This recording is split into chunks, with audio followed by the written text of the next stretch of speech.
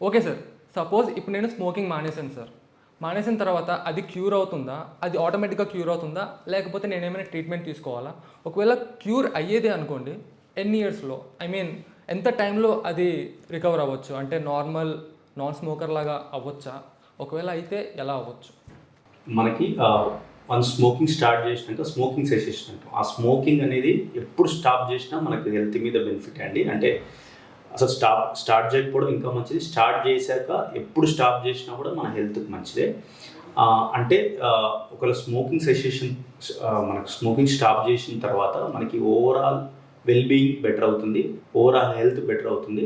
అంతేకాకుండా విత్ టైంతో పాటు మనకు ఓవరాల్ అంటే డెత్ అయ్యే ఛాన్స్ అంటే మీన్స్ ఎర్లీ డెత్స్ అనేవి తగ్గుతాయి. మనకు లంగ్ ఫంక్షన్ బెటర్ అవుతుంది, కార్డియోవాస్కులర్ ఫంక్షన్ బెటర్ అవుతుంది. అంతేకాకుండా క్యాన్సర్స్ వచ్చే ఛాన్స్ తగ్గుతుంది. అంతేకాకుండా మనకి రిప్రొడక్టివ్ సిస్టమ్ అంటాం, అంటే పిల్లలు పుట్టే ఛాన్స్ కానీ, లేదంటే ఇది కొద్దిమంది ఉమెన్ కూడా సిగరెట్ స్మోక్ చేస్తుంటారు, మేల్ చేస్తుంటారు, ఎవరికైనా కూడా పిల్లలు పుట్టే ఛాన్స్ కూడా బెటర్ అవుతుంది. దానికి ఎఫెక్ట్స్ ఎలా ఉంటాయి? మనకి లంగ్స్లో వచ్చేసి ఒకవేళ స్మోకింగ్ సెసేషన్ తర్వాత సిఓపిడి వచ్చే ఛాన్స్ తగ్గుతుంది. ఒకవేళ సిఓపిడి ఆల్రెడీ ఉన్న వాళ్ళలో కూడా మనకి స్మోకింగ్ సెసేషన్ చేయడం వల్ల ఆ సిఓపిడి తీవ్రత తగ్గుతుంది. ఆ లంగ్ ఫంక్షన్ డిక్లైన్ రేటు కూడా మనకు తగ్గుతుంది. అంతేకాకుండా స్మోకింగ్ సెసేషన్ చేశాక మనకి 1 month to 12 months లోపు మనకు సిమ్టమ్స్ కాఫ్ కానీ, బ్రీతింగ్ ప్రాబ్లం కానీ, వీజింగ్ కానీ అవి కూడా తగ్గుతుంది. అంతేకాకుండా మనకి లంగ్ క్యాన్సర్ వచ్చే రిస్క్ కూడా తగ్గుతుంది.